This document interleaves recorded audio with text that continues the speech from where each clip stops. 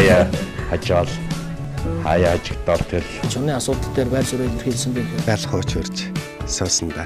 Эргэлтэнд оруулахгүй бол Монгол улс амьдрахгүй юм шиг. Иргэний сургалтаар ингээд явж байна. Тэгээд энэ газар бол улс бүсийн наадад Үргэлж Улаанбаатар хотоор алхаж явах шиг сайхан байхгүй. Энэ амжилтад бол миний амьдралын хамгийн сайхан мөч. Бодлол яваад байна шүү. Тэгээ энийг нэг мөсөн шийдэх. Тэгэл одоо хурлаа иртэл хоолоо бэлдэл уудсан эсвэл хуушаа. Хүн болгон өөр өөр янз янзаар дүндэг баг тий. барууны одоо рапорт энэ цаг нь болоогүй шагнал гэдэг бол өөрөө гутам шиг. Хүний ойлгож өгсөн үг дээдстэй болохоос шүү дээ. Олон сайхан найз нартай байж чаддагтай би бас. Тайз амьлахад надад их гайхалтай санагдчихсан. Маш их өгсөн. Маш их сонссон. Нуклеар түнч ухаантай шүү дээ.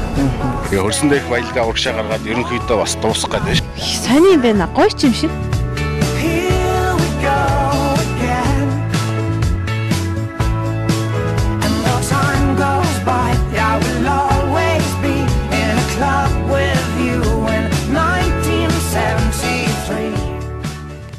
Арай минь төргийн үзэгчтэй Golf and Coffee нэвтрүүлгийн ээлж дугаар үзэгч та бүхэнд хүрч байна. Бид энэ удаа нэгэн хүндтэй цачиг нэвтрүүлгийнхаа хойморт дурсан байгаа. Улсын их хурлын гишүүн одоо амар жаргалыг нэвтрүүлгийнхаа хойморт дурж оролцуулаад байна. Энэ өдрийн мэндүргийг танд. Саяхан цагаан сар маань бас боллоо. Тэгээд бас Монгол сайхан уламжлалт баяр маань болсон болохоор та бас яаж чухал золголтоо хийв. Тэмээ бас ингээд морин жилээ яаж ухтав тэмээ бас золголт хэр байв. Ер нь бас юм гişүүдэд одоо төр төшөлж байгаа хүмүүс маань ард түмэн бас нэлээд өөрийн хариуцлага өгөөд бас золголт нэ тэр нэлээд өргөн өрөөтэй явагддаг юм болов. тий зүгээр би бол одоо ярьж бол тийм үгүй юм уу зүгээр энэ жил бол нэг цагаан сар магасар хийгээгүй бас манайх би өнгөрсөн зун ижиг алдчихсан. Тэгээд цагаан сар хийгээгүй. Ер нь бол тэр юмнаас холхон л байсан. Ээж аав гэснээс хоёлоо бас түрүүнд нь бас уулзаж байхад та бас сайхан ер нь бол унган Улаанбаатар хотын хөхтэй гээл та тий. Тэгээд бас ховдоос таныг нэг удаа бас нэр дэвшиж гарч ирсэн болохоор ховдчууд их дэмжидэг гişүний маань. Тэгээд дээрэс нь ерөнхийдөө бол ховдын гаралтай юм болов уу гэдээ бас тэгээд сайхан ээж аваагаа бас урсаж явах хоёлоо. Хотын гэхдээ зүгээр манай аав ээж хоёр бол ховдын хүмүүс л байхгүй. Тэгээд аав манай ховдын ээж маань ховдын тэгээд их багадаа бас тэд нар ховдоос гараад явчихсан бүр 50 хэд онд гараад явчихсан. Тийм учраас бол одоо бол нэг сүрхий хамаатан сууд ингээд баг үлдээгүй дээ. Ээж маань асуудар хэд өндөр нас 70 гараад 72 3 та. Тэгэхээр хамгийн саяны бас нэг үзэгч түмний ерөнхийдөө бас Монголын ард түмний бас нэг цэг байсан шүү дээ. Таныг улсын хурлын гишүүнийхээ одоо юунаас татгалзлаа гэдэг гишүүнээсээ татгалзлаа гэдэг. Энийг бол яалчгүй ярихгүй бас байхгүй аргагүй шүү дээ. Тантай уулзж байгаа хувьд. Тэгээ чухамхүү тэгээд олонхоор таныг аваад үлдсэн. Үнэхээр энэ бас энэ нам дээр нь бас үнэхээр бас амар жаргал гişүүнийг бас ингэж барьцаалсан асуудал байгаа юм болов уу гэдэг хүмүүс янз янзын шуум янз янзын нөгөө фейсээр харьцаж байна л да. Яг тантай уулзж байгаа хувьд бас гişүүнээс татгалцсан хувьд бол яг ойлгомжтой шүү дээ. Үнэхээр таны талд бол ард түмэн 100% зогсож байсан. Үнэхээр гişүүн бол аргагүй бухимджээ, аргагүй ууралжээ, аргагүй энэ хичнээн ардсан намч гэсэн хичнээн шинжлэхүйн газар ч гэсэн гişүүн бол бас үнний талд байр суурьтай байна гэсэн бас ойлголтууд байсан. Нам тал дээр бол таныг чи яах гээд байгаа юм бэ? Донгодол тийм ээ зан одоо загналт тийм ээ тэгээд барьцаалсан ч гэх асуудал байгаагүй. Тийм юм бол огт байгаагүй. Над руу ер нь нэг сүрхий халддаггүй юм. Халтгаас айдаг ч юм уу бас санаан зовдөг ч юм уу нэг сүрхий халддаггүй юм. Тэгээд тэг инг гэсэн бол юм бол байгаагүй. Зүгээр асуудал нь миний өөрийн зорилго юу байсан бэ гэхээр нэг асуудлыг л гаргаж ирээд тэгээд энэ асуудал нь энэ вэ штэ гэж. Тэрнээс хэн ярьж байгаа хамаалга. Ямар хэлбэрээр гаргаж тавьж байна. Тэр нь бас 30 дугаар асуудал. Асуудал нь байгаа мó юм. Тэгээд 3 4 хүн лимийг л одоо онцолж гаргаж ирсэн шүү дээ. Ер нь бол энэ хариуцлагын тогтолцоо гэдэг юм аа. Бид нар нэлээд барьж авч цааш нь нэлээд хариуцлага тооцоочл явахгүй бол эн чинь ер нь туугаад тавьчихлаа шүү. Тэгэл одоо нэг намын нэр барьж л одоо бие бинийгээ нэг тийм өршөөдөг авардаг. Намын нэр барьж л нэг гэмт хэрэгээс зайлдаг. Тийм одоо юм руу бүр яваад өгчлээ. Ингэж ердөө болохгүй чинь хаа нэг газар хариуцлага гэдэг юм чинь ялангуяа ярих барьж байгаа улс төрийн хүчин өөрөө гаргаж ирж өөрөө үлгэрлэж энийг харуулж хоёр уншигдахааргүй ойлголтын төрүүлж өгөхгүй болохгүй шүү гэсэн нэг зүйлийг бол би нэлийн сүрхий ярьжлсан. Хоёрдугаарт нь миний хэлэх гэж оролдоод байсан юм бол би тэр нэг бас нэг ёс зүйн чанартай юмнууд байна шүү дээ. Ёс суртахууны чанартай юм байна шүү дээ. Ёс зүй гэдэг юм чинь бол байдаг шүү. Ялангуяа энэ улс төрийн хүрээнд дотор бол онцгой анхаарч хэвчээ юм шүү гэсэн энэ асуудлыг бас л хүндэж тавьсан юм л тусаа. Тэгэл эдийн засгийн асуудал, тэрийн байгуулалттай холбоотой асуудлууд бол гаргаж тавьсан. Тэгээ ямар ч үсэн энэ асуудал байна гэдэг. Тэгээд манай хан чинь асуудлын мөн чанарыг ингээд барьж аваад тэр жоохон ямар асуудлыг гаргаад ирээд тавьчих уу, тэр нь одоо ямар үүрэг ролтой ач холбогдолтой юм бэ гэхгүй нэг хэлбэр талаас нь хин юу гэж ярив, ямар хэлбэрээр ярив гэдэг дээр нь илүү их анхаарал тавих шиг болсон л да. Тэгвэл яг ба зүгээр бас чоосон биш. Бас чоосон биш. Үр дүн нь юу? Тэгээ үр дүн нь бол бас ч гэж одоо нэг хариуцлага гэдэг үг энертомионоос гараад энертомиос хүний амнаас гардаг болчихлоо шүү дээ. Зарим том дарганаар ер нь хариуцлага тооцсон шүү энэ гэж ярьдаг боллоо. Бас ч гэж одоо юм хийх ёстой байна энэ гэсэн юм ярьдаг боллоо. Тэгээд ярьж байгаа нь бол бас нэг ихлэл юм удаа л гэж л дотроо бодож байгаа юм тийм. Тэгээс намын тал дээр бол ер нь бол нэг аливаа юмд чинь нэг тэр зөв юм хийн гэдэг чинь өөрөө асар их хүч байдаг байхгүй юу? Зөв юм хийн гэдэг нэг чин сэтгэлээс нэг өөрийн гэсэн яг нэг итгэл үнэмшлээр нэг зөв юм хийгээд ингэж явна гэдэг бол асар их дэмжлэг авдаг, асар их одоо юу гэдэг чамд моральны тийм эрх өгдөг зүйл л дээ. Тэгэхээр ардчилсан намаас өнөөдөр бол энэ өгүүлэгдэд энэ бол их чухал байна л гэж би үзээд байгаа юм. Зөв юм ихтэй тэрүүн дээр тууштай байх хэрэгтэй. Тэрнээс тэр нэг эрх мэдэл гэдэг юм уу, албан тушаал гэдэг юм уу, нэг элдв янзын юмнаас болоод нэг тийм наймаалтсан. Тэр зөв юмнаас ухарсан. Тэрийг бас нэг төр өчгсөн хэсэг хугацаанд ч гэсэн орхигдуулсан юм бол байж болохгүй. Тэгээ саяхан тэр нэг би нэг ном үзээс суужилаа л да наран гэрэл агшин битсэн Чингисийн сүр хүчгээд ердөө дөнгөж саяхан гарсан тийм ном байна лээ тий. Зан дээр ч гэсэн тэр нэг хэсэгчлэн гаргаад ирсэн байна шүү дээ тий. Тэн дээр явж байгаа гол санаа нь бол юм бэ гэхээр ердөө ёс суртахуунтай байсан. Тий. Чингисийн тэр хүчин нь бол юундаа байсан юм бэ гэхээр ёс суртахуунтай байсан. Зарчимтай байсан. Шудраг чигч байсан. Шулуун байсан. Энд л байгаа юм шүү дээ. Эн чинь л ердөө тэр агуу томон гүрэн бие улсны нууц нь энд байгаа юм. Тэр хүний одоо тэр удирдах авиас тэр бүх юмных нь гол юм нь энд байгаа. Юмд нэг шударгаар ханддаг, нэг чигч байдаг, тууштай байдаг, зарчимч байдаг. Ёс суртахуунтай байдаг, ёс зүйтэй байдаг. Тэр чинь өөрөө маш том хүч болт юм а. Тэрнээс нэг цэргийн тоодоо биш, нэг сүрхий илүү элд бамба сум байсантай биш юм а гэсэн нэг тийм санаа хэлээд байгаа юм да. Тэр бэрдаа биш тийм ээ. Тэр бэрдаа биш тийм. Тэгэхээр тэрийг бас бид нар бодох хэрэгтэй юм. Ерөн зүгээр тэр чинь 800 жилийн өмнөх тухай юм ярьж байгаа боловч өнөөдөр ач холбогдлоо олдоогүй л байгаа шүү дээ. Тэгээ хаан ч гэсэн одоо болж байгаа өрнж байгаа юмнуудыг харахад бол бид нар бол бас бодож явах хэрэгтэй юм л да тий. Гацаахгүй л тий. Эдийн засгийн хувьд дээр яг таны бас гишүүнээсээ татгалцсны өдөр бол үнэхээр эдийн засаг бол бүр нэлээд одоо бүр ядуурлын байдалтай дараа бас орж байгаа. Та өөрөө эдийн засаг санхүү эдийн засгийн дээд сургууль бас олон жил бас толгоолж байсан. Тэгээд ингээд макро эдийн засаг гэдэг та өөрөө ярьдаг. Ерөнхийдөө эдийн засгийн тал дээр одоо тааралтай долларын ашигт бол аимшигтай өсөд ирж байна. Сая нэг хэсэг овоо гайг болж байгаа дахиад өсчлөө. Тэгээд нөгөө ард түмний амьдрал тэгээд сая нөгөө цалин тэтгэврийн нэмсэн ч гэсэн нэрийдлийн доор юмны үн бүр хөөрөлөөр цохомлоор хөөрөлөөр өргөн хэрэглээний бараа, бензин, шатхуун гээд тэгээд нөгөө яг одоо Монголын амьдрал амар хэцүү. Таас дүр нь дунд нь яваад үзэж байгаа хаа. Би наадах чинь бол зүгээр өнгөрч байгаа юм биш. Тэгтээ урд нь бол хэлж ирсэн. Яг ийм юм болно шүү. Ийм юм руу яваад байна шүү. Яг тэрийг та нэг сонин дээр өглөөний сонин дээр ярьж байсан тий. Сая чуулган дээр ч гэсэн нүгийг хэлжсэн. Одоо өнөөдөр 14 он гарч чад 2 дугаар сар үнсэндээ дууслаа. За одоо ингээд 3 дугаар сар дуусах нь. Тэгэхээр чинь нэг улирал нь бол ингээд яваад өчөж байгаа байхгүй. Бүхэл бүтэн нэг жилийн чинь нэг улирал нь яваад өчлөө. За тэгээ энэ улиралд чи юу хийж бүтээсэн юм бэ? Ямар юм амжуул явах тэр юу ч амжуулаагүй. Цагаан сар хийсээр угаал дууссан, шинэ жил хийсээр угаал дууссан. Сайхан найрлсаар угаал тэгэл бие бинийгээ баярлуулж магтан дуусаар угаал дуусч штэ. Гэтэл төсөв дээр чинь 1380 гэдэг валютын ханшаад оцчихсан байх ч гэдэг долларын ханшаа. Тий. Тэгээд 1380 төгрөгөөр одоо тооцож ямар нэг юм хийн гэж тооцоод тендерд оролцдог хүн маань ер нь хичнээн байт юм бүү мэт шүү. Өнөөдөр бодит ханш маань 1760 хүрч байгаа дээ.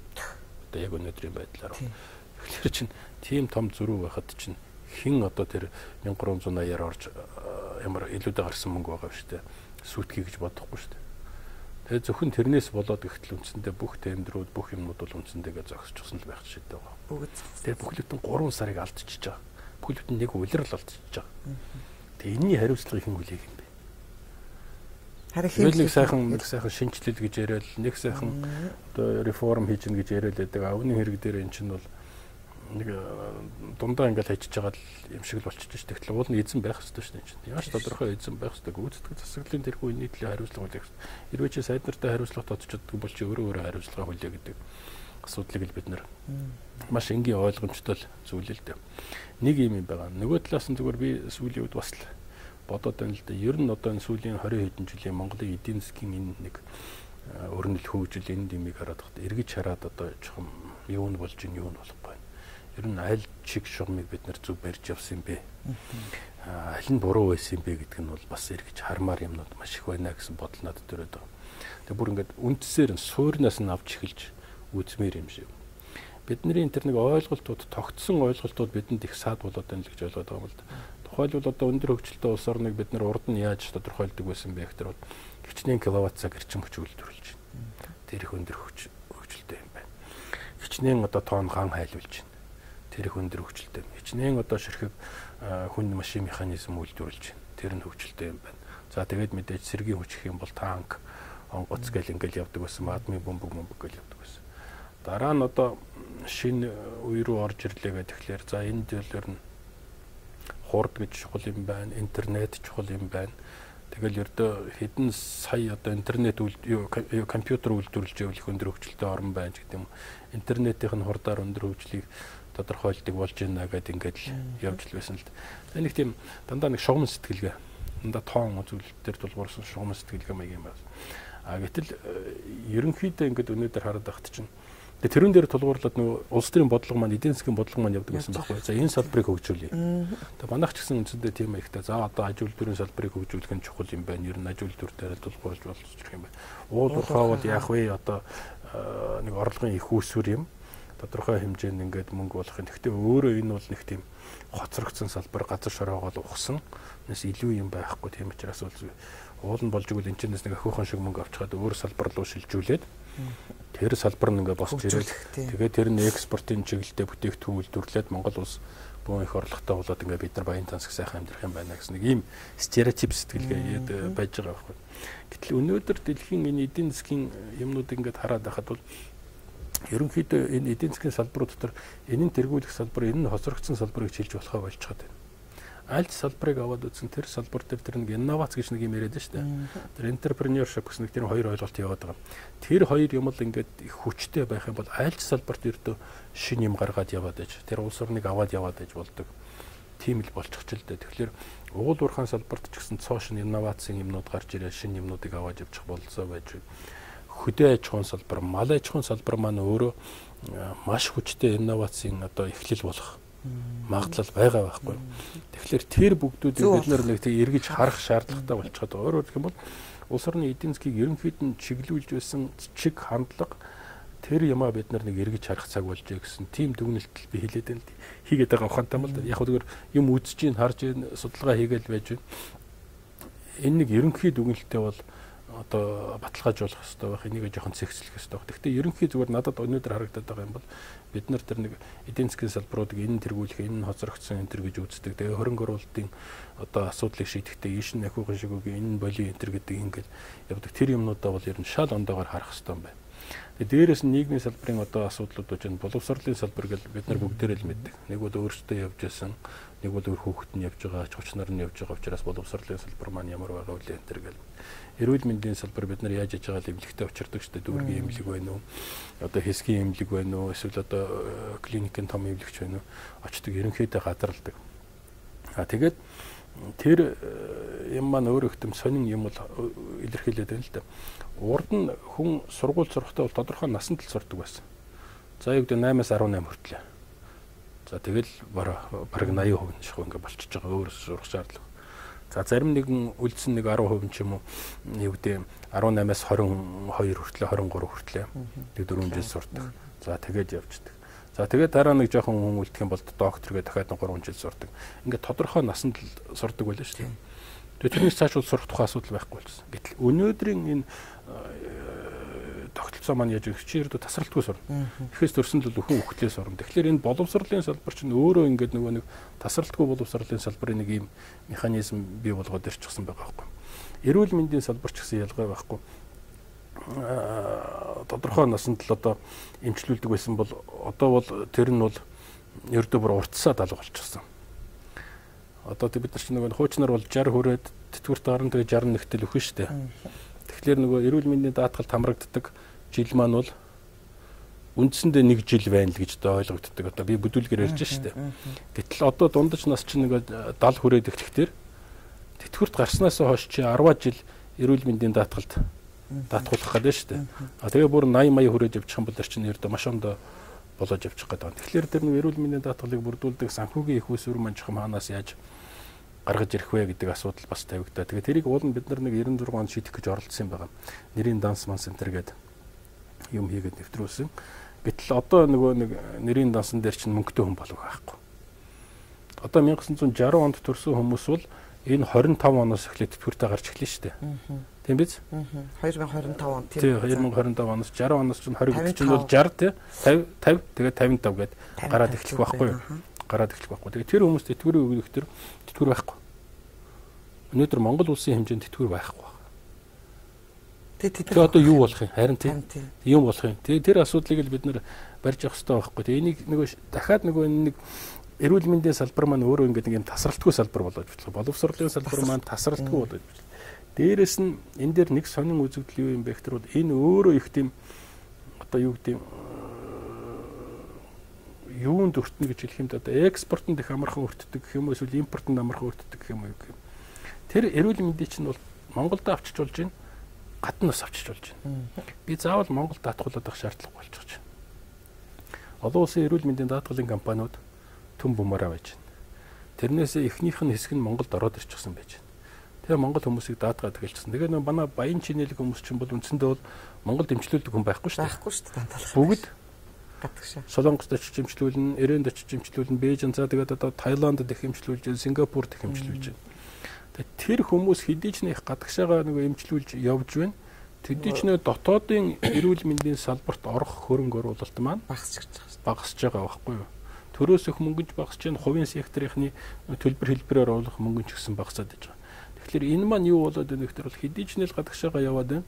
Төдий ч нэ дотоодын эрүүл мэндийн гадаад урсгаас энэ хөрөнгө оруулалтын салбар маань энэ эрүүл мэндийн салбарт хөрөнгө оруулалтын үр ашиг нь бол айгүй бага болоод өрсөлдөгчд бүр нь бол улам багасаад байна гэсэн. Ялгаа байхгүй боловсролын салбар. Өнөөдөр чи Монголд хүүхдээ сургаж болж байна. Улсын сургуульд болж байна. Хувийн сургуульд өгч болж байна. Гэхдээ гадагш нь бас явуулчих болж байгаа шүү дээ. Тэгэхээр манай нөгөө бас л баян чинэлэг хүмүүс чи яаж нэгтэр хүүхдүүдээ уушаа багаас нь ахуулаад гимнази энтер гэдэг элдв янзын юмд бол юу. Би бол тэрийг буруутгах гэж байгаа юм ш. Тэр зөвтэй. Тэр одоо тэхэл ёстой л хүн чинь хүүхдтэй бол хамгийн сайн имэйл өгөөл гэж бодно ш. Өнөөдөр хэрвээ энд байх бол тэнд байгаа. Тэгээ чамд тэр санхүүгийн болцоо байгаа бол яагаад өгч болохгүй гэж тийм. Тэгэхдээ юу болж хувирч өгнө гэхээр чинь дахиад нөгөө нэг хөрөнгө оруулалтын асуудал чинь л өрсөлдөгчд өрөөнд асуудал чинь болоод явчихж байгаа юм л да. За дээрэс нь манайх аялал жуулчлал хөгжин энтер гэл ярьдаг. Одоо их сайхан аялал жуулчлал хөгжих ёстой мундаг энтер гэл ярьдаг. Тэрүүгээр босч байна. Гэтэл жоохон баян чинэлэг хүн болох төр одоо шинэ жилээр болох төр Хайнанд очиод амарчд юм байна. Цагаан сараар болох төр Сингапурт очиод амарчд юм байна. Одоо тийм болчихсон юм биш үү те? Ер нь тийм болцсон юм байна шүү дээ. Тэгээд тэр хэмжээгээр нөгөө энэ салбарт орох хөрөнгө оруулалт маань бол ингээд бас л байхгүй болчиход байгаа. Гэх мэтчлэн ингээд ийм олон яг нэг сүр шинж чанартай асуудлууд гарч ирээд байна л да. Тэгээ энийг бид нар бас нэг барьж аваад энэ хүрээнд дотор байр сууриа нэлээд тодорхой зохицуулж авахгүй бол ер нь болохгүй болчихсон байна л гэсэн бодол байгаа шүү дээ. Би хувьдаа өнөөдөр яг энэ цаг мөчид энэ дөрвөн асуудлыг онцлбол илүү ач холбогдолтой юм болов уу, чухал хэрэгтэй юм болов уу гэж бодож байгаа. Тэрнээс маргааш бол асуудлууд нь ондоо болж болно, шинэ асуудлууд гарч ирэх байх л да. Зүгээр хамгийн дөрөнд хэлээд байгаа асуудал бол энийг хариуцлагын тогтолцоо гэж нэг юм байх хэрэгтэй маа гэж.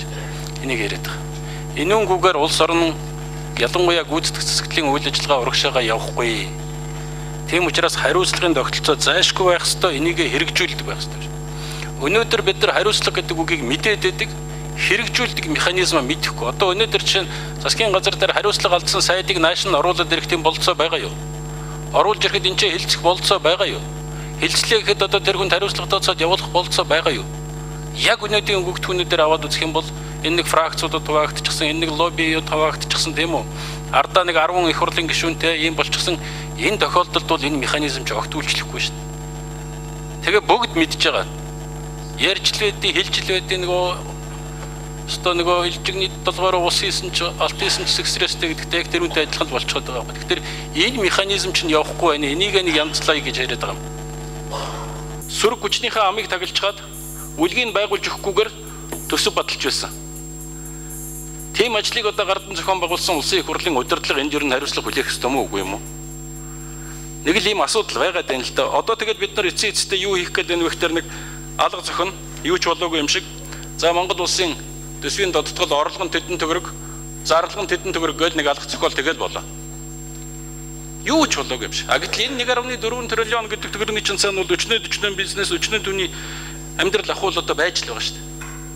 Тэгээ энэнд ер нь хариуцлага хүлээдэг субъект байд юм уу байдгүй юм гэдэг л асуудал өөрөө ирэхгүй гарч ирээд байна л да.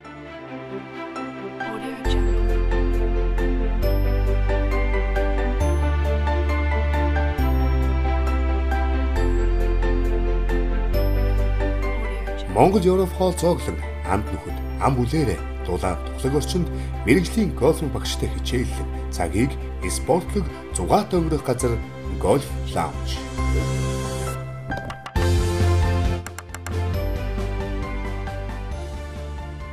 Ерөн та өөрөө яг мэрэгжлийн эдийн засгч одоо эдийн засгч одоо улсын хурлд бол одоо ингээл Ганбаатар та гэдэг ерөн олон байна штэ.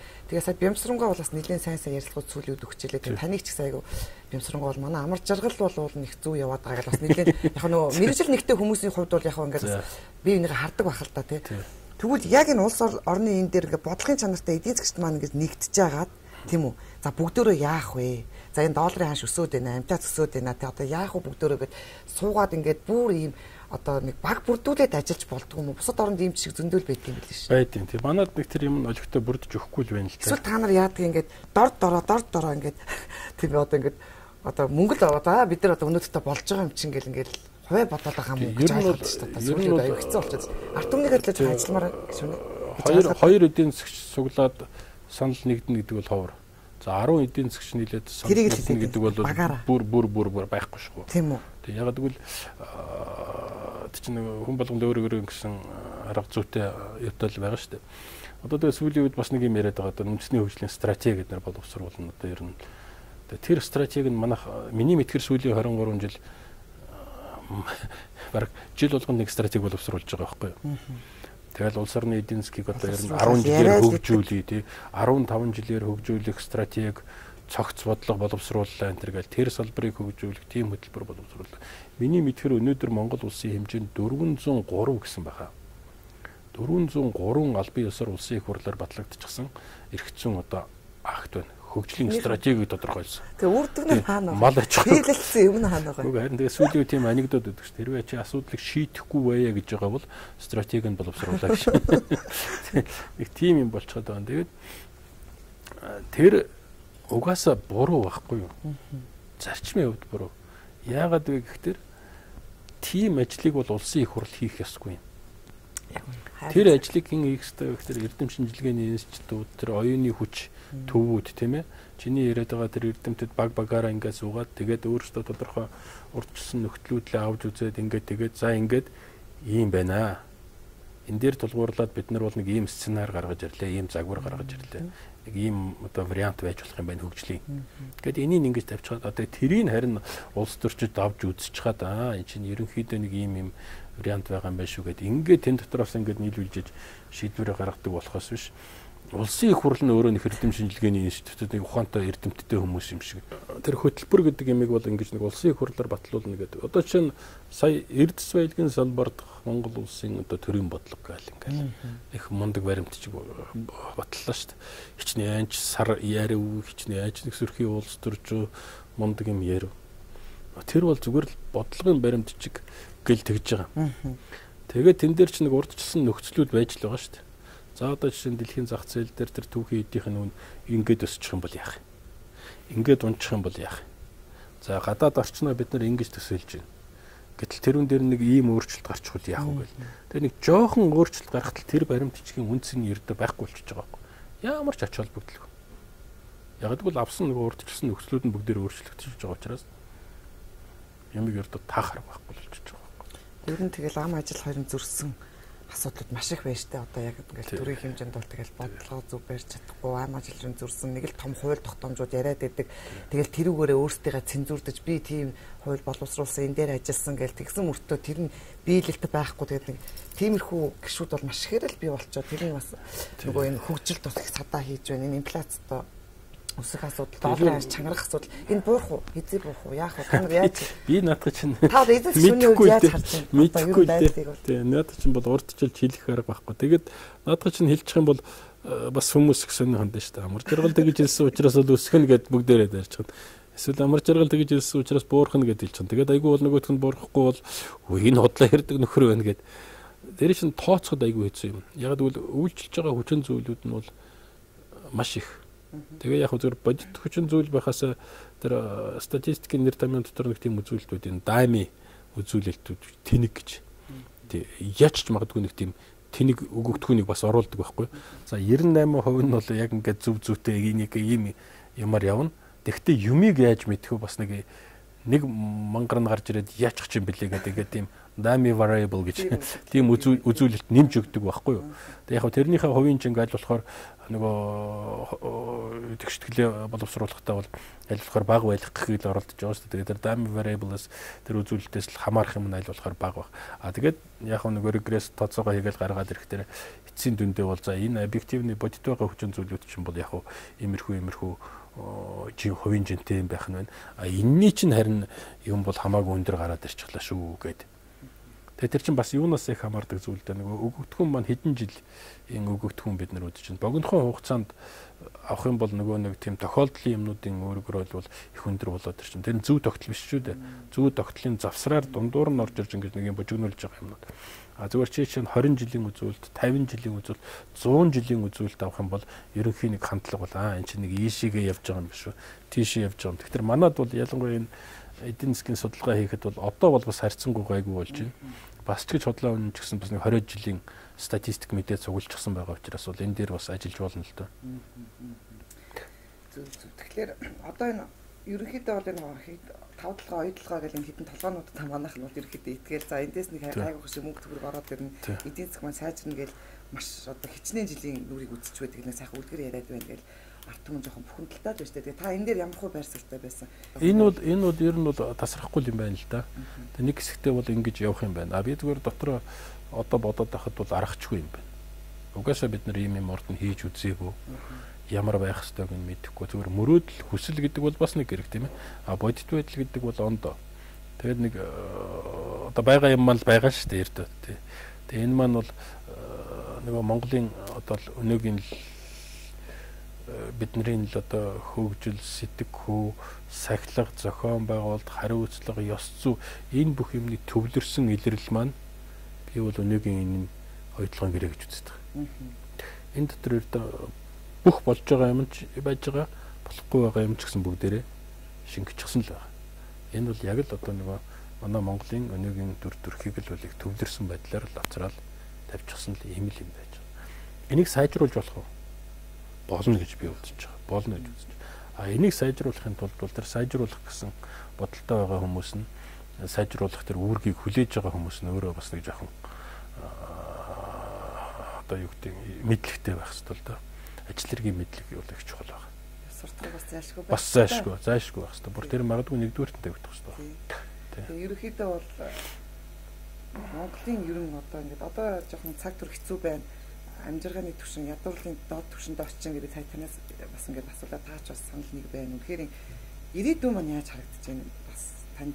Гэхдээ тэгэл юм сайхан болно гэдэг ихтэй л байна. Юм гэдэг чинь бол бид нар өөрсдөө л одоо зүтгэж ажил, хөдөлмөрлж ажил бүтээдэг л зүйл болчиход байна шүү дээ. Одоо бас эрхүү шинийг бол дээр дороо ойлгож байгаа байлгүй одоо 20 хэдэн жил боллоо. Тэр тусмаа тэр төөрөөр хурж ирээд гэсэн буян үйлдээд ер нь би өөрөө зүтгэх ёстой байна гэдгээл одоо хүлээн зөвшөөрөж тэр хамгийн бол надаас л хамаарах юм байна. Гэхдээ хамгийн наацханд одоо бидний өөрөө маань одоо хийж байгаа сонголтууд маань биднийг л одоо удирдах байгаа шүү дээ. Бидний хийж байгаа сонголтууд маань бидний эдийн засгийн чиг хандлагыг л тодорхойлж байгаа шүү дээ. Тэгэхээр нэг одоо үйлэн дуурайдах шаардлага байхгүй л байна. Тийм байна юм байна гэдээ хэлээд байгаа. Би өөрөө л ийм юмыг сонгосон. Хэрвээ таалагдахгүй бол дахиад сонгохдоо жоохон хариуцлагатай ханд. Мөнгөнд битээ хуурд гэсэн. Тиймэрхүү юмнууд л байгаа юм л да бас тийм. Ерөнхийдөө одоо хөдөөнийхэн маань ер нь та бас хөдөөгөр явдаг л бах л та. Тэгээд хөдөөгөр ингээл бид нар ч гэсэн ингээл одоо ингээл тамил таваал явж байхад бол хинктэй нөгөө хуцсан нөхсөв. Тэгэл нөгөө алтгахтай нөгөө нэг нинжа нар гэж яригдах хүмүүс. Тэгэл үнэхээр ч бас тэр сайхан онгон байгаль маань үнэхээр устж үгүй болоод үнэхээр сэтгэл шимширмээр олон ч нэвтрүүлэг хийлээ. Тэгээд ер нь бол аюу хэцүү юм байлээ. Тэгээд одоо хоёрдугаар асуудал дээр энэ урааны асуудал бас яригдаад байгаа шүү дээ. Энэ уран дээр бол би бол үнэхээр сэтгэл бас өвдөж байгаа. Та яг иргэн хүний хувьас би танаас асууя. Та зүгээр амар жаргал иргэн хүн. Ингээд уран үнэхээр олборлоод ирэх юм бол гişүнэ ийм бийдэг юм байна шүү дээ.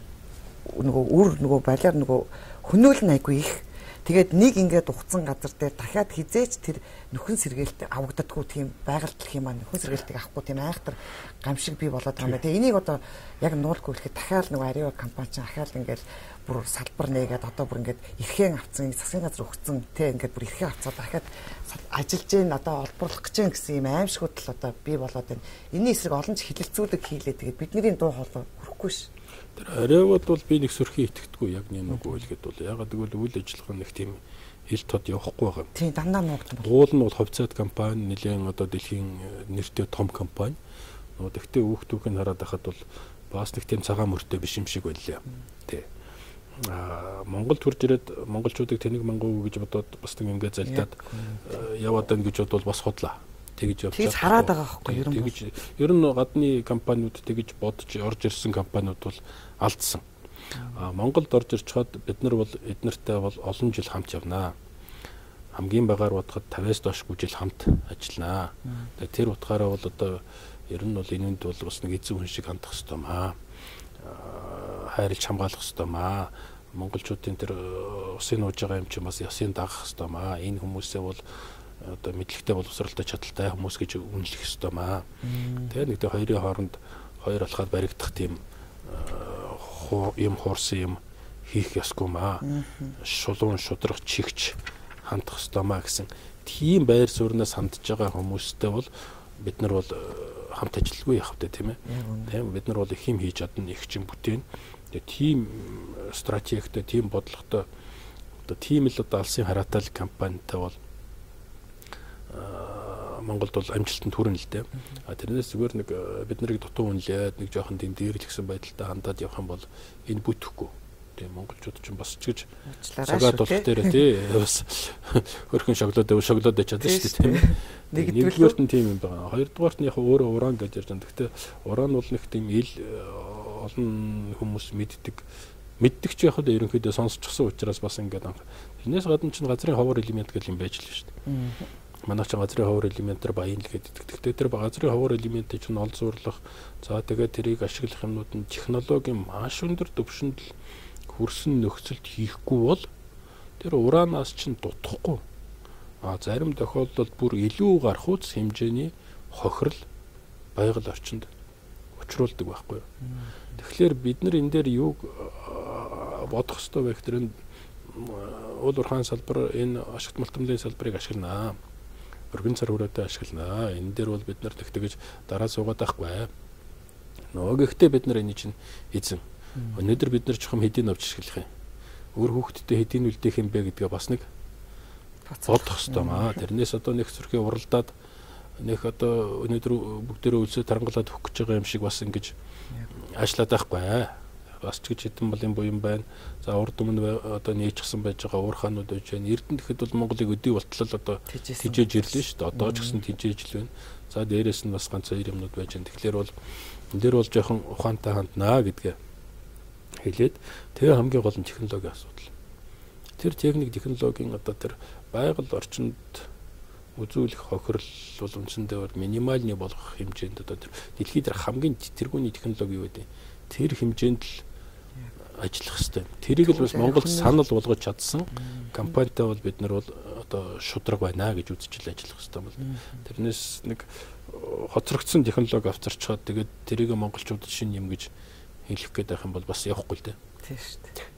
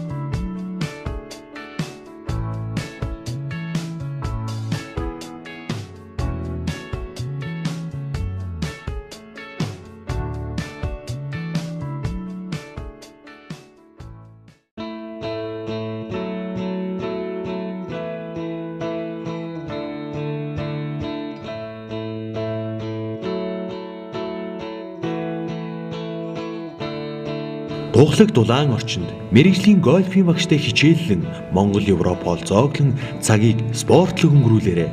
Манай үд хаалга бүх насныханд нээлттэй. Бидний цуглах газар Golf Lounge. Техник технологийн асуудал нь үнэхээр сайн байх юм бол бас нөгөө хор хөнөөл нь багтаа асуудлууд ч бас гарч ирэх юм байл л шүү дээ. Арай л нэг өөр асуудал тийм. Хамаагүй бүтээмжтэй байдаг байхгүй. Тийм байлээ тийм. Гişүү маань ерөөхдөө за хоёлоо тэгвэл танах ус төржмөргүй шүү гэсэн чинь тэгэл яалтчихвал одоо ус төрч хүнтэй уулзж байгаа хувьд тэгэл яачлаа. Үнэхээр 3 удаа манай гişүү маас ингээл өдрийн сонгогдсон ард түмнийх итгэлийг хүлээгээд би танаас нэг асууж ирсэн юм а. Ер нь танаас ингээд сонгогчд маань ингээд хэр их гуйгаа гууд юм бэ гэхээр тэгэхээр би ерөөсөө уурлаад хөөгөө явуулчихдаг юм а гэд. Тэгээд таныг дандаа амарч байгаа гişүү ааштай өөрийнхаараа коммунист гэдэг хүмүүс айгүй янз янзаар ярих юм а. Та яг өөрийнхөө нэг тодорхойлоод хэлж өгөөч. Сонгогчтойгоо хэр уулзж байна. Хамгийн сүүлд хизээ уулзва. Тэднийхээ бас ер нь таадагдагч. Би ер нь бол сумын хэмжээний асуудлыг шийднэ үхээс хүний жижиг асуудал руу ормооргүй байна гэл тээ. Энэ тал дээр хоёлаа яг л хэвээрэл тэр нөгөө хувийн асуудлаар тэр мэдгүй тэр холбогдох ям тамир газрууд байгаа. Тэрний чинь төлөө солиа уусууж байгаа албан тушаалтнууд байж байгаа. Тэрийг нь бол зүгээр өөрөө чинь тавьж байгаа асуудал энэ хүнийх ингээд явах тэр энэ чинь нэг ерөнхийдөө нэг ийм асуудал бүхэлдээ энэ чинь болж байгаа. Тэрүүн дээр харин шийдэх арга зам нь юу энэ төр гэх юм бол тэрүүн дээр ажиллах хэрэгтэй л байна л та. Сонгогч нартай уулзахын хувьд бол би чуулганы завсарлага болгоноор л уулзж байгаа. Зүгээр сүүлийн үед манай энэ дүүргийн удирдлага маань бас харьцангуй шинэ хэлбэрээр зохион байгуулах гэж оролдож байна. Дүүргийнхаа удирдлагыг зохион байгуулж байна. Тэр удирдлагын үеэр улсын их хурлын гишүүд нь байгаад тэр одоо зөндөө бүх 20 хорооч нь бүгдээрээ хүрээд ирчихэж байгаа юм шүү дээ. Тэр 20 хорооныхоо иргэдтэй уулзаад бүр ингээд цаг гаргаад хороогоор нь ороод уулздаг нэг тийм хэлбэрүүдийг бол 2 ч удаа хийжсэн. Тэр нь бол бас нэг бодлын бас их тийм шинэлэг зүйтэй юм шиг надад бол санагдсан. Тэгэхдээ нөгөө уламжлалт уулзалт биш зөвхөн нэг хорон дээр очиод ганцаархнаа нэг ард иргэдтэй уулздаг. Тийм уулзалтаа ч гэсэн бас зогсоогоогүй байгаа. Одоо биш энэ 23-нд хамгийн их тавьж байгаа шаардлагууд нь юу вэ? Тэдэнд тулгарч байгаа асуудлууд хүнд асуудал. Гэхдээ яах вэ? Тэгээ юм ч бас өөрчлөгдөж байна. Хүмүүс чинь бас нэг тийм хувийн чанартай юм ярихаас улсын их хурлын гишүүдтэйг хандахтаа уулзахтаа бол бас нэг нийгмийн эдийн засгийн чанартай, улс орны чанартай юмнууд ярьдаг юм нь бол байж байгаа. За мэдээж ахуй амьдралтай холбоотой асуудлуудыг бол ярих нь бол ярьж л байгаа. Тэгэл тэр маань л нөгөө хэдэн л асуудал байгаа шүү. Нөгөө тэтгэр маань яах вэ гэлдэг байгаа. Цалин маань яах вэ гэлдэг. Саяхан нэг одоо эмч уулзалгүй тэгэл одоо тэр ч одоо бас уулна цалин малаа авдсан шүү дээ. Ер нь бид нарыг мэддэг сандаг хүн байдсан болов уу гэж хэлж байх жишээ. Үнээр хэлж байгаа юм тий. Тэгээд нөгөө юмны үн хашийн тухай асуудал байж байна. За манай Сүхбаатар дүүрэг дээр бол хот төлөвлөлт арай гайгүй. Тийм төлөвлөлтийн асуудал нөгөө гэр хорооллын төлөвлөлтийн асуудал байж байгаа шүү дээ. Тэр маань бол бас нэлээд сөрхий яригдсан. Тэгээ 9-р хорон дээр өчигдөр би 9-р хорооныхаа засаг дарагтаа уулзч бас нэлээд ярьлаа. Ер нь бол тэр асуудал бол нэлээд нааштай явж байгаа. Тэг манай Сүхбаатар дүүргийн тэр ард иргэд бол их өндөр эрчтэй тэр уулзалтанд нь оролцсон. Тэгээд бүр 70 хэдэн хувьтайгаар тэр төслүүдийг бол дэмжсэн байна лээ. Тэгээ одоо ямар ч гэсэн эхний даваагаа бол давжсан. Тэгээ дараагийнхаа даваа руугаа ороод ирэх юм бол тэр төлөвлөлтийн асуудал нь бас нэг арай ондоогоор яригдаад тэгээд үнэхээр бүгдээрээ одоо шинэ тоглог орон сууцнд орчихвол бас сайхан л байна л да. Сайхан л байна тий. Яг манай дүүргийн удирдлага бол бас залуу хүмүүс гараад ирчихсэн. Их тийм эрчтэй ажиллаж байгаа. За манай нийслэлийн удирдлага бол одоо чармаа ажил чадлыг хариуцдаг байгааг бол та нар бүгдээрээ л мэдчихэж байгаа шүү дээ. Танаа дүүрэг чи ерөнхийдөө бас нөгөө ядуурлын төвшин харьцангуй гайгүй дүүрэгч. Тэгээд ч ерөн их сэхэтнүүдийн дүүрэг гэж яригддаг үстэй. Тэр чинь харьцангуй шүү дээ. Тэр чинь их идэвхтэй. Тий. Сүхбаатар дүүрэг гэдэг нь өөрөө их том дүүрэг. Хүн амын хувьд бол их том. Тэгээд тэр чинь одоо он удаан жил үед амжсан сэхэтнүүдийн нэг хэсэг ингээд төвлөрсөн газар байхад дөнгөж сая одоо хөдөө орон нутгаас үрж ирээд хүмүүс ч бас байж байна. Тэгээд янз янзтай асуудлууд бол янз л байж байгаа тийм. Та бас үнэхээр хүн болгон таныг ерөнхий сайд хийжсэн гэдэг чинь мэдэн шүү дээ. Ерөнхийдөө ерөнхий сайд хийж яхад бол улс төрийн маш олон хүнд асуудлууд давхцсан. Тэгээд ерөн бас 3 засгийн газар ингээд огцорсон айгүй хэцүү үед та ерөнхий сайд байсан. Яалтчгүй энийг бол хүлэмжшгөөс харахгүй. Тэр үед бас танд ингээд бас яг ингээд за би энийг яг ерөнхий сайд байхдаа шийдвэрлээд ингээд гаргацсан шүү гэсэн бас бахархаж явдаг ажил чинь тийм ээ. Бас энийг хийчих байсан шүү гэдээ бас одоо бас тэр үедээ би бас ерөнхий сайд байхдаа гэд ингээд хардаг, эргээд харахдаг, боддог тийм асуудал байдгүй юм. Яг тэр үеийн зүү үед л байсан. Тэр үеийн эдийн засгийн сар хүрээ өнөөгийнхтэй харьцуулах юм бол шал ондоо шүү. Ондоо байсан. Тэгээ хөрөнгө оруулалтын асуудал ихтэй бид нар 40 миллиардын тухай ярьж байлаа шүү. Одоо тэгэхэд чинь хагас триллионы тухай ярьж ондоо тэр хооронд бол эдийн засгийн сар хүрээ бол хамаагүй тэлсэн л дээ. Зүгээр хид эдийн ямиг бол би дотроо олзуурхаж явдیں۔ За нэгдүгээрт нь бол энэ Монгол улсын гадаад харилцааны салбарт дах тэр цөмийн зэвсэг статусын тухай нэг асуудал тухай үед очроо тухай 1991 оноос эхлээл ингээл яригдсаар байгаа явсаар байгаа. Тэгээ миний үед хурж ирэхэд нэгдсэн үндэсний байгууллагын тогтоол гарч ирсэн. Тэгээ тэр тогтоолын дагуу бол 2 жилд нэг удаа нэгдсэн үндэсний байгууллагын ерөнхий нарийн бичгийн даргын одоо даалгаврын дагуу Монгол улсын аюулгүй байдлын асуудлаар илтгэл гарч тэрийг одоо ингэж авч үзэж явах учиртай. Дээрээс нь аюулгүй байдлыг Монгол улсын аюулгүй байдлыг цөмийн зэвсэггүй статусыг баталгаажуулсан 5 гүрний одоо нөгөө атомын бомбогтой 5 гүрэн гэж хэлсэн шүү дээ. Нэгдсэн үндэсний байгууллагын байнгын төлөөлөгч 5 гүрний баталгаа гаргасан байгаа. Тэгээ энэ маань өөрөө их том зүйл л дээ. Их том зүйл. Тэгээ сая бас энэ асуудал маань хөндөгдөөд бас тодорхой хүмүүсийн дээр ер нь явцсан ямар байна цаашдаа яах вэ гэсэн юмнууд бол тэр бол их чухал. Зүгээр тэрийг дараа нь ингээд засаг дээр гарч ирээд бас нэг орхигдуулаад нэг хэсэг яасан юм бэ. Гэхдээ ер нь бол энэ бол Монгол улсын гадаад бодлогын хүрээнд дотор Монгол улсын аюулгүй байдал тусгай ард түмэнд бүрэн эрхт байдлыг цөмийн зэвсэгтээ 5 гүрэн тавуулаа баталгаа гаргаж өгнө гэдэг бол ер нь их том ололтоо гэж дотроо бодож байна. За эдийн засгийн салбар тухайн үед онцгой анхаарч одоо сэтгэл жоохон хангалуун байдаг зүйл бол юу вэ гэхээр тэр нэг банк санхүүгийн салбарт дах өөрчлөлтийн юмнуудыг бол би дуусгасан юм байна. Анх гарч ирээд тэр чинь нэг айгүй олон арилжааны банкнууд ампуурлаа шүү дээ. Тэгэл тэрнээс чинь болоод засгийн газар хүртэл огцорж байсан тийм ээ. Бүгд чинь засгийн газар хүртэл огцорж байсан. Тэгээд тэр бүх юм чинь ингээд сүүлдээ ингээд нэг бүр нэг холион бантан болчихсон л байсан байна. Яста бүр ингээд учир нь ойлгохдохгүй юм болсон байсан. Тэгээд тэрийг бол ямар ч гэсэн нэг улс төржүүлээгүй, элдв янзын болгоогүй, улс төрийн одоо тэр олгол намуудын дэмжлэгийг авч байгаа тэрийг шийдэж ингээд ямар ч гэсэн арилжааны банкнууд ажиллаж эхэлсэн. Тэгээд тэр бол их том зүйл болсон гэж. Тэрний ачаар нэг эдийн засгт чинь цусны эргэлт нь ингээд энд төгжирчихсэн байсан байхгүй юу? Одоо энгийнээр тайлбарлах юм бол. Тэгэхээр нөгөө арилжааны банкнууд чинь бүгд ингээд ажиллаад тэгэхээр бүгдээрээс нь тайлагдаад төгжирсэн газрууд нь байхгүй болоод цус ингээд нормалны эргэлдэж эхэлсэн. Тэгээ тэрний чаачаар эдийн засаг өссөн. Тэрийг дагаад энэ амьдрал ахуй элдв янз юм бол бас арай ондоо болсон гэж. За нийгмийн салбарт гэдэг юм бол тэр нэг тэтгэврийн нэмсэн асуудал байсан юм. Тэгээд тухайн үедээ бол их л том юм хийсэн юм л да. Их л том юм хийсэн. Зөндөө тэтгэврийн зөрүүг шахуу, харилцсан шахуу тийм шийдвэр гарч тэгэхээр тэрний чинь санхүүгийн их усүрийг олох хэрэгтэй тийм ээ. Тэгээд тэрийг ингээд хийж явуулах хэрэгтэй гэсэн. Тийм 3 юмыг л ямар ч сан онцолж хэлмээр л байна. Гарцаа байхгүй тэр тэтгэвэр хэмжээ нэмсэн асуудал дээр бол одоо ч гэсэн яригддаг асуудал яригддаг шүү тэр чинь бас чинь. Заримдаа өдөө орон нутгад явж байгаад бас энэ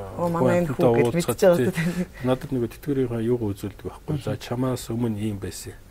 Тэгээд чи тэтгэвэр нэмээд миний авч ирсэн тэтгэвэр маань ийм болсон гэдэг ингээд үзүүлээд хан баярлж явд юм шиг гэдэг. Тухайн үед хүндэл байсан байхгүй. Зүгээр дотроо бас бодож явсан юм бэ гэхээр энэ ч нэг ардчлал зах зээл гээл нэг сөрх юм яриалаадаг. Тэгээд нэг ардчлал чинь нөгөө зах зээл чинь надад одоо хизээ мэдрэгдэх юм бэ. Миний амьдрал ахуй дээр бас нэг чинь бас нэг мэдрэгдмээр байж та гэж хүмүүс тэгээд яг мэдэрчл байсан л да. Энийг мэдрэх ёстой юм гэдэг. Энэ анхны үр шим нь энэ юм шүү. Энийг бас та нараа одоо хүртэх хүчтэй юм гэдэг утнаас нь тэр асуудлуудыг бол ямар ч сан тухай үед нэлээд л одоо юм дайчилж ижил шийдсэн л дээ. Зоригтой шийдэн штэ. Та кофе уугаарай. Та бас хар кофе уудсан. Би бас сүйтэд их дуртай. Хар кофе чихэргүй гэхлээр бас л их эко бүтээгдэхүүн хэрэглэдэг хүн байна да. Ерөнхийдөө яг сахар бол нэг хол байх хэвээр зүйл. Сахар давс гэдэг. 3 цагаан гэдэг. Тий 3 цагаан гэдэг бодгоо. Тэгээд нөгөө цэвэр хар кофе гэдэг бас жоохон өнгөрч байгаа хэлбэр юм бол. Өнгөрөх жоохот нэг жоохон одоо тийм бусдаас ялгарах гэж байгаа. Ерөнхийдөө таныг бас хүшээ амар жаргал гişүнэ одоо нэг сайдын суудлын дээр суухгүй мүү гэдгсэн чинь та үгүй би өөрөө ерөнхий сайд байсан хүн яхаараа сайдын суудлын дээр суудгийг улсын хурлын дарга бол болж явах юм а гэж хэлсэн гэдэг. Энэ бол хэр үнний ортой гэдэг юм бэ? Асуудал нь юундаа байна вэ гэхээр бол албан тушаал биш юм аа. Надад бол тэр албан тушаал бол одоо нэг сонирн биш. Үзээгүй юм бол үндсэндээ байхгүй шүү дээ. Бүгдийг нь үзчихсэн. Тэр утгаараа бол надад бол албан тушаалын асуудал бол 30 дугаар асуудал. Зүгээр ажлын асуудал байна. Чухам ямар ажлыг хийж чадах уу? Тэгээ чи бол өөрийгөө бас нэг үнэлж байгаа шүү дээ. За би нэг ийм мэддэг, чаддаг, энийг бол гадралдаг. Хэмжээгээ үнэлэх. Тэг хүн бас нэг мэдж байна. Тэгээ өнөөдөр ач холбогдол маань хаана юу байгаа блэ гэдэг ингээд бодоод үзэхдээ бол за энэ ажлыг бол харин хийх юм бол илүү их өрөөгөөчтэй байх юм байна. Илүү их бүтээмжтэй байх юм байна гэдэг утнаа хатгаас нь би асуудал хандах гэж оролдоод байгаа юм л да. Тэгээ өнөөдөр их олон асуудлын зангилаа нь бол улсын их хурл дээр байна гэж үзээд байгаа. Хүмүүс яг засгийн газар дээр бол одоо түмэн юм байна л гэж ярьдаг. Засгийн газараас ч гадна бас улсын их хурл байна. Улс төрийн намуудын хүрээнд дотор бас гэсэн юмнууд байгаа юм шүү дээ. Яг нэг үг хэлэхэд бол тий. Тэр хүн би бас цацгаас нь хэлэл тавилаа. Тэгэхээр тэр асуудлууд дээр бас анхаарлаа хандуулах хэрэгтэй юм. Тэрүүн дээрээ бас нэг мэдлэгтэй туршлагатай хүмүүсээ бас дайчлах хэрэгтэй мал гэсэн л бодол байгаа юм л да. Тэгтээ тэр болохгүй гэдэг бол одоо 30 дугаар л асуудал байна. Кофе урата. Хоёулаа бас ярилцах сэдв маань бас нэлийн өргөн хүрээтэй би бас таныг нэлийн чилээч шиг боллоо. Ер нь таны нөгөө гольф хурдан тоглодог байсан болохоор ч бүр зориуд гольфын талбай дээр авчихлаа. Тэгээ би бас та тэгээд ер нь тэгээд зав гаргаж ямаар л байх юм да гэж шүү. Манайда хэр зав зайтай байдгийг ер нь та гэртээ хэр цаг зав гаргаж ийн. Гэхдээ яг тэгээд зав гаргаад байг бол гаргаад байна шүү дээ. Зүгээр гаргахгүй одоо өдөршөнгөө суугаад байг бол бас суугаад байна. Тэгтээ дахиад асуудал байгаа байхгүй хэр бүтээмжтэй юм бэ гэж. Дээрүүд нэг том дарга тэгжээс ингээд л 6 болол ингээд ажиллаа тараад явчихдаг. Тэгээ та одоо ийм том даргад ийм их хариуцлагатай ажиллаж ирд ингээд 6 тараад аж бол бусад сайд дарга нар ч одоо юу гэдэг 8 цаг хүртэл ажиллаж байна, 9 хүртэл ажиллаж байна. Тэгээд та ингээд хоосон 1000 ажиллаад яах юм. Зөвхөн хариулт. Тэгээ үр дүнтэй л ажиллаа л та. Тэгээд бүтээмжтэй байх юм бол чи богино хугацаанд их юм хийж амжина шүү дээ гэж л ярьдаг л да. Тэгээд энэ ч нэг өөрийнх нь хувийн зохион байгуулалтаас бас их хэмжээгээр хамаардаг зүйл л дээ тий. Чи өөрөө их зохион байгуулалттай байх хэрэгтэй. Хоёрдугаарт нь бол хүн дуртай юм хийж байгаа тохиолдолд бол цаг бас нэг хамаагүй болчихж байгаа. Тий. Дургүй юм хийж байгаа тохиолдолд бол цаг явахгүй шүү дээ. Хүчгүй хичээрөө тий. Дургууд хүчгүй хичээрөө тий. Ер нь гадагшаа татгшаа хэр та явж байна.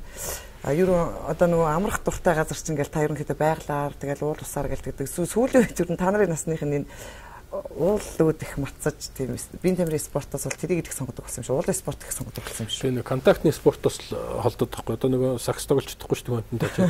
Хоккей тоглоод чадахгүй, хөлбөмбөг тоглох. Хоккей тоглодог байсан лээ. Тоглодог байсан. Би бол бүр тэгж ярих юм бол Москва хотын Буревестник эдэрчүүдийн Буревестник багт хоккей тоглож байсан. Тэгээ Буревестник гэдэг нь оюутны нөгөө нэг одоо юу байхгүй юу? Клуб. Одоо манайхаар бол алдар нийгэмлэг гэдэгтэй адилхан, хүч гэдэгтэй адилхан тийм клуб байсан. Тэгээд тэр нь Москва хот дотороо үгүй цалингүй. Хот дотороо тийм сонирхож. Тэгээд тэр нэг эдэрчүүдийн би хоккей бас тоглож байсан. Тийм. Зүгээр контактны спортоос л одоо холдоод байна гэсэн санаа шүү дээ. Нас яваад ирэхээр гэж. Тэр утгаараа энэ гольф ч нэг дажгүй спорт юм байна. Уул нь бол нэг сөрхий гэмтэл аваад ахын гайгүй. Гарахаас өмнө бие сайн халаачих юм бол ерөнхийдөө гайгүй. Тэгээд энэ чинь бол 18 нөхөө туулнууд чинь бараг 10 км явчихж байгаа юм шүү дээ. Хүн бол өдөрт бол ер нь 10 км л алхачих хэвээр байна лээ. Тэгэх юм бол одоо эрүүл сар бол байна гэдэг. Тэгээд тэр утгаараа бол их зүгээр анх Монголд орж ирж байхад нь бол одоо хамгийн анх тоглож байсан хүмүүсийн нэг нь бол би гарцаагүй. Тэгээ их олон хүнийг ийш татж оруулсан. Их олон хүнийг татж оруулсан. Гэхдээ энэ өөрөө нэгдүгээр их цаг авдаг спорт. Тэр утгаараа миний чухал юмнуудаа хийрдэг үстэй бас. Гэхдээ ярихаас гадна нөгөө цаг аваад тэгээд тэр чинь нэг формонд орчоод овоо гайгүй явж идэл чинь за нэг гадагшаага явах хэрэгтэй бол. Эсвэл нэг хөдөө орон нутг руу тамилтаар явах хэрэгтэй бол. Тэгээд нэг 3 хоног яваад ирэн 5 хоног яваад ирэхэд бол уже дахиад бүх юм шинээр шахах хэлэхэр болчдөг байхгүй. Тэгээд тэр утгаараа бол жоохон хүндхэн байсан юм. сүүлийн 3-4 жил бол үндсэндээ бол би гольфын талбай дээр гараагүй. Харин зүгээр сая хараад бол их сайхан санагдсан.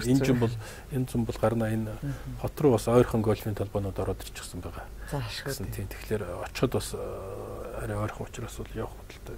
Үргэлж бичиг цаастай гэж ноцолдож байгаа та нарыг та хаяа уулзаад кофе уугаад гольф тоглуулад тэгээд ингээд ерөн тийм энгийн сайхан халуун дулаан яриа өрнүүлэхийг би хүсдэг юм а. Тэгээд өнөөдөр зариуд таныг ингээ ураад нэвтрүүлэгтээ оролцууллаа. Тэгээд хоёул одоо нэг гольф цохоод үзье. Тэгээд манай гişүү маань 3 жил тоглоагүй гэж хэр төсөөрсөн юм болоо бас үзэгчд маань өөртөө шүүхэлдэг тийм ээ. За тэгээд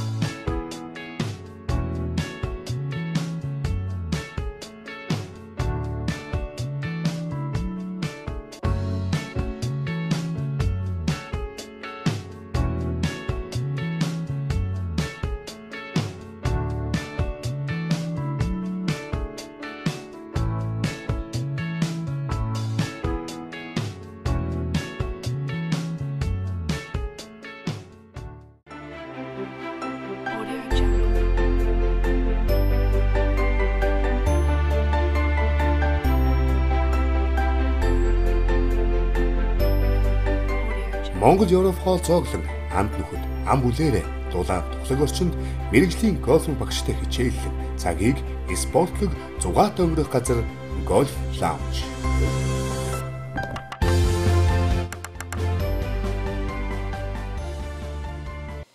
За манай гişүүн ерөнхийдөө бол урд нь тоглож байсан анзаарэгдэж байна. Тэгээд ямар ч өнөөдөр таны бас нэг жоохон чилээ таалагдав. Ямар байна тань таалагдав? Энэ ер нь их сайн. Хамаагүй хөдлөн шүү дээ. Тий. Тэгээ хамгийн гол нь алхан тэгээд анхаарлаа төвлөрүүлэх хэрэгтэй. Анхаарал төвлөрүүлэх асуудал бол айгүй чухал. Тэгээд дээрээс нь техник. Тэгээ хэрвээ техникийн зөв эзэмшчих юм бол нэг хүч ордгүй.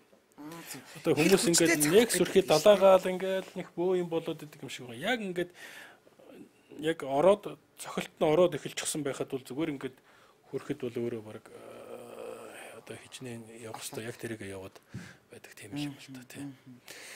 Саяч та бас 3 сарыг одоо үр бүтээлгүүл өнгөрөөчлөө гэл нэрэл одоо шинэ жил цагаан сар гэл. Гэхдээ ерөн бол та энэ тэмдэглэлт баяруудыг танаа гэр бүлийн хэмжээнд одоо яаж жоохон тэмдэглэдэм бол гэж би бас сонирхож асуумаар санагдлаа л да. Сая ингээд таны гольф цогч байгаа хооронд одоо ингээд бас март тэгэл цэргийн баяр гэл би энийгээ баярлуулах баяр маань нэрлээ. Сая ингээд Валентинаар гэхэд та тэрийг бол мэдээж та нарын насныхын ч бол тэмдэглэдэггүй байх л да тий. Тэгээ одоо 2 сарын 27-нд таны төрсөн өдөр болох юм байл л шүү дээ. Тэгээд төрсөн өдрөө яаж жоохон тэмдэглэдгийг нэгдүгээр март ихнэрээ яаж баярлуулах вэ? Одоо нэг тийм бэлэг мэлэг сонирхохоо болчихсон. Хүлээгээс уухаа болчихсон. Хүн амьд нэг бэлэг мэлэг өгөөд байхаа бас болчихсон. Гэрийнхээ амьд. Зүгээр төрсөн өдрийн хувьд бол миний төрсөн өдөр голдуу яагаад ч юм бэ намайг энэ тэнд явж ахтал тараад идэв шүү дээ. 2 сарын сүүлээр л би дандаа ийш тийшээ явдаг юм шиг байна. Энэ жил ч гэсэн бас яг баг онгоцон дотор л таарах юм шиг байна л шүү дээ. Хааш явах юм бэ? Би нэг Японд нэг арга хэмжээтэй ажилтай. Тэгээ тийшээгээ явж явах хооронд л яг мартагддаггүй гэр бүлтэй өнгөрөөжсэн төрсөн өдөр чинь. Гээ байна. Тэгээ тэр бол гэртээ тэмдэглэж байгаа тохиолдол нэг сүртэй юм байхгүй. Тий. За ер нь бууз хийвэл одоо бараг их мундаг тэмдэглэжсэн болох байх шүү. Ер нь ихэнх тохиолдолд бууз мууц хийчихгүй. За тэгээд ерөнхийдөө бол нэг 50 насны ойгоо харин нэг нэлээд хэдэн найзуудынхаа хүрээнд дотор тэмдэглэсэн. Зүгээр нэг ийм өрөөнд дотор хэдэн найз нараа цуглуулчихаа тэгээд жоохон юм ууж өрөөд тэгээд бүжиглээл өнгөрсөн. Гişүү маань ер нь чөлөөт цагаа уул хадаар явах гэж түрүүн би асуулаа. Яаж шухан өнгөрөөдгийг таныг бол ингэдэг штэ нэг тэгэл тайлам тэрлэг тэгэл нөгөө хөөрөг мөөрөг тэгэл нөгөө морь мал гэж сонирхоод байдаггүй гэдгийг тэгээд таны бас сонирхдаг хобби чинь ч юу юм бол гэж би ягаад тэрийг юу ихэнх ерөн гişүүд улс төрчид бизнесмэнүүд ч ер нь дандаа тэрүүгээр л гангарч тэрүүгээр л өнгөрөх юм биш үү? Тийм зүгээр яад энэ ер нь болох гэдэг юм яа. Нэг их тийм юм нэг сонирхоод байдгүй юм шүү дээ. Нэг тийм тоодгүй юм хаашаа. Хүмүүс заримдаа бас надад жоохон гомдоод идэв. Чи ер нь нэг тийм юм тоодгүй гэд. Тийм л байдалтай. Тэгээд нэг сөрхий хобби мобби энэ төргээд их юм бол байхгүй. зүгээр дуртай юм гэдэг юм бол ном унш. Хамгийн сүүлд гой ном унших юм бол одоо үнэхээр сайхан л да тий. Кайф аваа сууж байгаа тий. Сүүлийн уншсан ном. Одоо би сая сүүлийн уншсан ном тэр Марангал багшийн Чингисийн сүргүч гэдэг тэр номыг дээрээс нь уншиж байна. За бас би Алтан гэрлийг уншиж байгаа. Алтан гэрэлтийг. Тий. Кирилл үсгээр болгочихсан байна лээ. Тэгээ тэрийд бол би шашин гэдэг утгаар нь биш зүгээр юу философи гэдэг утгаар нь илүү сонирхож уншиж байгаа. За хоёрдугаарт нь тэр бас нэг арга зүйн чанартай методологийн шин чанартай юмнууд ялангуяа тэр диалектик гэж орчин цагийн одоо бидний мэддэг томьёолоор бол хэлэхээр шахуу тийм ээ. Тэрний тэр методикийн юмнууд нь жоохон ямархуу янзтай, методологийн юмнууд нь ямархуу янзтай байна вэ гэдэг. Тэгээ уншиж байхад их сони юмнууд харагдаж байгаа юм. Тухайлбал заа харахтай холбоотой юмнууд, дидактиктэй холбоотой юмнууд бол явж байгаа ч гэдэг. Уншихад нэг бодлын их уйтгартай тийм ээ. Сайн байна уу гэж дараагийнх нь л тэр сайн байна уу гэж хэллээ гэл ингээл нэг юм ингээл маш олон удаа давтаад байдаг. Тэгээ тухайн үед тэр ч ямар интернетийн хэвлээд имлээд гаргачихсан юм нь ховор байсан учраас дандаа нэг цээжлүүлдэг л. Тэгээ цээжлүүлнэ гэдэг чинь бол давтдаг л механизм шүү дээ. Тэр нь тэгээ яг нэг толгоонд нь бүр сайн сууж өгдөг юм. Тэгээд бууж өгөөд шарибүү гэл ингээл дууцаар яваад байдаг. Яг л түүхийн ингээд үзэж харж байхад бол сони юмнууд ажиглагдаад байгаа юм л да. Тухайлбал бурхан багшийн сургаалч энэ энтхгээс гараад төвд рүү орж ирж байгаа. Тэгээ төвд гэдэг чинь бол ууланд л байж байгаа л одоо яг нэг хэлэх юм бол бас л их л одоо хоцрогдсон л арт юм шүү дээ. Юун тэр философийн тэр гүн нарийн ухааны юмнуудыг мэдхүү тэр чинь тэр ойлголт ч байхгүй ер нь. Тэгээд энэ дотор чинь орж ирээд тэр хүмүүст тэр философийн маш нарийн ухтхуунуудыг ойлгуулна гэдэг бол юу вэ гэд асуудалтай гэж юм. Тэгээд яасан бэ гэхээр бүхэл бүтэн шин одоо хиллэг нэр томьёоны бүр ингээд словаар нэр томьёон зөвхөн тэр философийн тэр юмнуудыг шашны тэр юмнуудыг ингээд томьёолсон словаар гаргасан байгаа байхгүй тол бичиг тэгж байж цоо шинээр нэр томьёонуудыг оруулж ирчиж өөрөөр хэлбэл бидний өдөр тутмын хэрэгэлдэг одоо үг ба шүү дээ. Жишээ нь одоо 1000 үг бай гэж үү жишээ нь тийм ээ. Тэгэхэд одоо 800 нэр томьёо дахиад шинээр оруулж ирж тэгээд тэрийг ингээд хөрслүүлж чадсан л байдаг байхгүй. Тэгээд тэр утгаараа бас тэр чинь уншихад бол бас сонир юм байгаа юм л. За тэгээд төвдөр дамжаад манайх руу орж ирэхдээ жоохон энэ ямар хэлбэрээр яаж орж ирсэн. За шууд энтхгээс наагаараа даашаа орж ирэхдээ ямар хөө янзын хэлбэрээр орж ирсэн гэдэг. Тэр утгаар нь бас сонирхоод уншиж байгаа. Тэгээд гурав дахь уншиж байгаа юмнууд дотор бол нөгөө Дракрийн одоо нэг өрсөлдөх чадварын тухайн номыг би дахиж эргэж үзчихл байна л да. Яг тэгвэл түрүүн би тэр нэг хэлсэн тэр эдийн засгийн ерөнхий хөгжлийн чиг хандлагатай холбоотой ерөнхий тэр нэг суур ойлголтуудаа дахиж нэг эргэж харж ерэн зөв буруугаа нэг үзэх хэрэгтэй юм шиг. Уул нь болж игэл тэрүүгээр нэг айтайхан нийтлэл хичээд ч юм уу нэг судалгааны нэг материал бичээл тавьчихмаар байгаа юм л да. Тэгээд таны ер нь судалгааны ажлууд сүүлийн үед та хийж чадчихэв нүр амжиж гэнэ цаг цав хэрэг нэг сүрхий амжихгүй нэг энд тэндээс нэг материал хаачлал интернетээр байгаа материалыг болох тэр нэг файл руу цуглуулаад за энэ нэр оруулчих энэ их ч сонирхолтой юм байгаа юм байна. Энэ дээр тэр асуудал нь чухал шүү гэснээр хажууд нэг жоохон тэмдэглэл маягийн юм хийж чад тэгэл цуглуулаад байж лээ. Тэгээд ямар ч гэсэн дараа нэг бүгдийг ирэх биш эргэж харах нэг болцоо гарч ирэх байлгүй л гэж бодлоо. Ер нь одоо таны насных нь ихэнх нь лимээ болчлаа шүү дээ. Хүүхдүүд маань өсөд том болчлоо одоо 30 гараал 20 гараал гэл одоо бас ач зээгээ үзгээл гişүүн маань бас хүсэж байна уу тэгээд яг сонирхоод асууж ин л да. Яг тэр нэг хүсээгүй хүрээд ирэх юм шиг байна лээ. Тийм учраас жоохон хойхон нэрвэл яах вэ гэж бодоо. Тэ нэг өвөө эмээд гэж дуудуулах сонирхол одоохондоо одоохондоо. Тэгэхээр та хоёр өдөрт за нэг 10 км алхачвал гэд хоёлаасаа яриан дээр дурдчихлаа. Хэрэг алхах уу та хоёр? Би чадахгүй. Чадахгүй тий. Яг зүгээр хаяа нэг фитнест ороод би 30 минут алхаж чад байгаа. Гэхдээ тэр бол нэг 7 хоногт нэг 2-3 удаа л сайн орж байгаа тохиолдол. Цагаагаар гайгүй бол дулаахан байх юм бол уулна гэрээсээ гараад ажил руу алхачихад бол уулна болоод байгаа. Гэхдээ энэ хүүтний үед бол арай л тэлэхгүй. Одоохондоо хасар эрт болоод жоохон хүүт ерөөсөө буухгүй. Одоо нэг сарын дараа бол гайгүй болчихгоо л гэж. Энэ шуурга тавиад эхлэх тэр бас хэцүүлдэ алхахад. Удман явж байхад бол гişүүний юм бас хүмүүс мэдээж танилт хараар түмэн тэгэл өөй гээл бас зогсоогоол юм асуух шалгаах үйлдэлүүд хэр вэ? Байлгүй яах тий. машины нэг ялангуяа урсгал сөрөөж явж байхад бол зодон той хүн болгоныг арслан бар харчихсан юм шиг ингээд. За нэвтрүүлгийн минь цаг бас өндөрлөө. Тэгээд та бас өөрийнхөө бодож явдаг би ч гэсэн бас ингээд сонирхсан арт түмнийхээ сонирхсан үзэгчдийнхээ сонирхсан асуултыг бас тань тавилаа. Тэгээд үнэхээр олон сэдвийн хүрээнд чөлөөтэй сайхан ярилцсан танд маш их баярлалаа. Тэгээд отгооныг ийм асуучихгүй яасан бол гэсэн асуулт үлдсэн болов. Таны бас хэлчихье гэсэн. Гэхдээ нэг тийм юм алга. Яриулч одоо зөндөө юм байна, хэлвэлч бас зөндөө юмнууд байна. Зүгээр дотроо ингээд бодоод байгаа юм бол юм бэхтэр бол за бас том юм ярих гэдэг боли тий. Хөнгөн юм дээр гэх юм бол тий ер нь бол хамгийн сайхан бүхнийг хүсье.